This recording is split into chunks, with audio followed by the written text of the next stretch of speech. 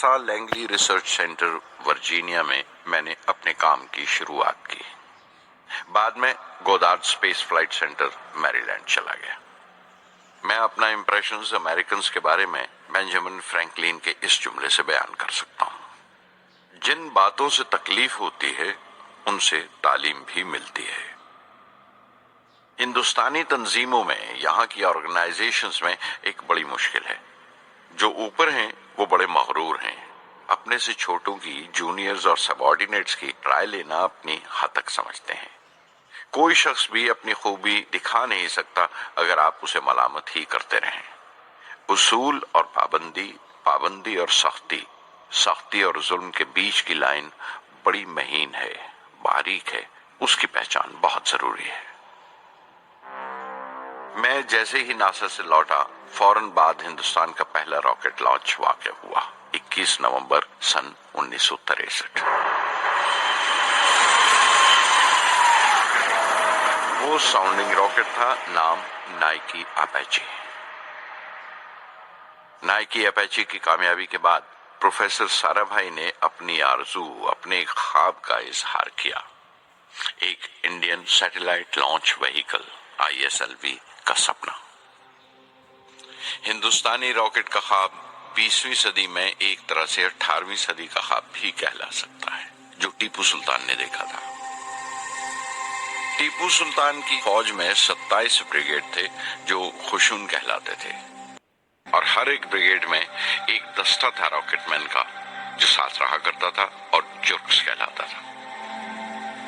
جب ٹیپو سلطان مارا گیا تو انگریزوں نے 700 راکٹس اور 900 راکٹ کے سب سسٹمز برآمد کیے 1799 میں تیروکناہلی کی جنگ کے بعد۔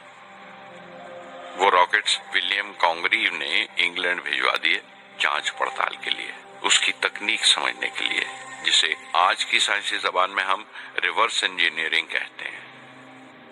ٹیپو سلطان کی موت کے ساتھ اس خواب کی بھی موت ہو گئی، کم سے کم 150 سال کے لیے۔ پنڈت جواہر لال نہرو کی بدولت وہ راکٹری کا خواب ایک بار پھر ہندوستان میں زندہ ہوا۔ پروفیسر سارا بھائی نے اس خواب کو حقیقت بنانے کی ذمہ داری اپنے سر لے لی۔ بہت سے تنگ نظر لوگوں کو اعتراض تھا اس بات پر کہ اس ملک میں جہاں لوگوں کو 2 وقت کی روٹی نصیب نہیں ہوتی، وہاں ان سپیس اڑانوں کو، ان خلائی تحریکوں کو کیوں ترجیح دی جا رہی ہے۔ لیکن پردھان منتری پنڈت نہرو اور پروفیسر سارا بھائی کے نظریے میں کسی قسم کا مبالغہ نہیں تھا۔ ان کے نظریے بالکل صاف تھے کہ اگر دنیا کے ملکوں میں اور دنیا کے مسئلوں میں کوئی حصہ لینا ہے، شرکت کرنی ہے، ہندوستان کو کوئی حیثیت حاصل کرنی ہے، تو سائنس اور ٹیکنالوجی کی ترقی اور خود مختاری، سیلف ریلائنس اشد ضروری ہے، اور ان کا مقصد طاقت کا مظاہرہ ہرگز نہیں تھا۔ سہج پکے سو میٹھا ہوئے۔ تھمبا میں 2 راکٹ سہج پکے مگر کامیاب ہوئے، ایک روہنی، دوسرا مینیکا۔ اگلا سال لگا ہی تھا جب پروفیسر سارا بھائی نے مجھے دہلی بلا بھیجا۔ ایک میٹنگ تھی اور میٹنگ میں گروپ کیپٹن VS نارائنن سے میرا تعارف کرایا گیا، جو ایئر ہیڈ کوارٹرز سے تھے۔ پروفیسر سارا بھائی نے ریٹو تیار کرنے کا ارادہ ظاہر کیا، rocket assisted take of system, ایک ملٹری ایئر کرافٹ جو راکٹ کی مدد سے اڑایا جا سکے بڑی چھوٹی سی جگہ میں۔ شام تک یہ خبر بھی عام ہو گئی کہ ہندوستان ایک خود ساختہ ملٹری ایئر کرافٹ تیار کر رہا ہے، اور میں اس پروجیکٹ کا مختار ہوں، ذمہ دار ہوں۔ میں کئی طرح کے جذبات سے بھر گیا، خوش بھی تھا، شکر گزار بھی، خوش قسمت بھی، اور ایک احساس ہوا تکمیل کا، فلفلمنٹ کا۔ 19ویں صدی کے ایک شاعر کی یہ سطریں بہت یاد آئیں: ہر دن کے لیے تیار رہو، ہر دن کو ایک طرح ہی ملو، جب اوکھلی ہو برداشت کرو، جب دستہ ہو تو وار کرو۔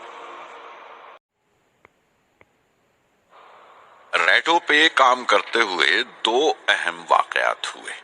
پہلا تو یہ تھا کہ اپنے دیش میں پہلی بار اسپیس ریسرچ کا 10 سالہ پروگرام تیار ہوا، جس کے آتھر تھے پروفیسر سارا بھائی۔